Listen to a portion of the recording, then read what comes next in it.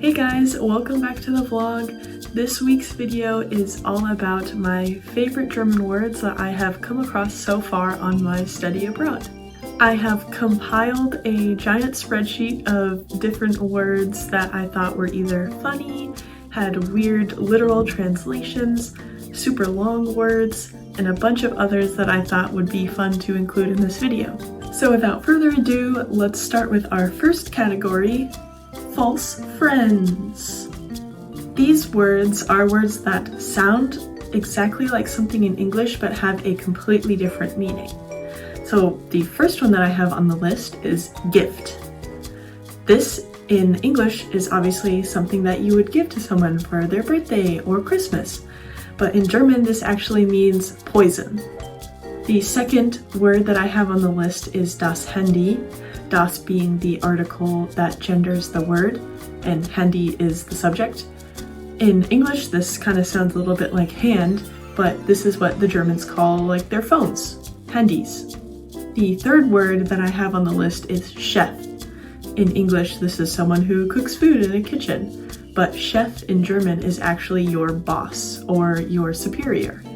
And the fourth and final word that I have as a false friend is See. In German is actually a lake, not an ocean, and Meer in German is the ocean. That's the one that I get confused the most on as a false friend. The second category that I have is words that you need to know while you are in Germany. I've divided this one into 3 categories, the first one being for everyday life words that you need to know. The most obvious one is like Hallo, Guten Tag, and here in the north they say Moin. This just means hello, good day. Moin also means hello. I'm not sure if they only use that up here in northern Germany, but it's something that they say where I live. Saying goodbye, you could say Tschüss for informal or Auf Wiedersehen if you're addressing someone formally. Danke means thank you, and bitte means please or you're welcome. Another very important one that I use all the time is Entschuldigung, which means excuse me or sorry or pardon me. It can be a mix of different things, depending on the situation. The second category is for travel. I do a lot of that here, and the most important thing that you need to know is Bushaltestelle, which is the bus stop, or you have Bahnhof, which is train station, or Hauptbahnhof, which is main or central train station. Another thing you need to know when you're traveling by train is Gleis. Gleis is the track. So when you are trying to figure out where you need to go for your train, always look out for the Gleis number. The final one that is unfortunate, but everyone seems to learn very quickly is Verspätung. This is delay. For some reason, the German trains are always delayed no matter what. So, Verspätung is delayed. The third and final category that I have is for just general other things that I've noticed I've been using a lot while I've been here. The first word is Frage. This means question in German. So I use this a lot when I'm at my host family's house or when I'm in class. Ich habe eine Frage means I have a question. The next two I've noticed I use a lot when I'm paying for something or when I'm out and about with friends. They will ask you if you want to pay zusammen oder getrennt. Zusammen means together and getrennt means separate. And then after that they'll ask you if you want to use bar oder Karte. Bar is just cash and Karte is with your credit card or debit card. For the third category, I have weird and silly literal translations. German is a very logical language, and so when you translate some of the compound words into English, it makes for some funny translations. I have 2 categories for this one. The first one is animals. The first example is der Tausendfüßer. This is a centipede in English, but literally it translates to 1,000-footer. The second example is die Nacktschnecke. This is a slug in English, but translates literally to naked snail. The third one that I just learned recently is das Nilpferd. A Pferd is a horse, so Nilpferd is a hippopotamus, but the literal translation is Nile horse, like the Nile River. The last one I have on the list, which is my favorite one, is die Schildkröte.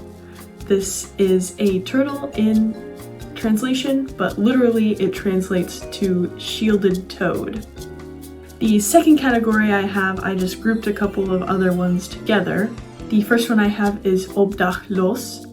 This translates to homeless, but literally means you are roofless. The next one I have is der Wasserhahn. This is like a tap in English, but literally means water chicken.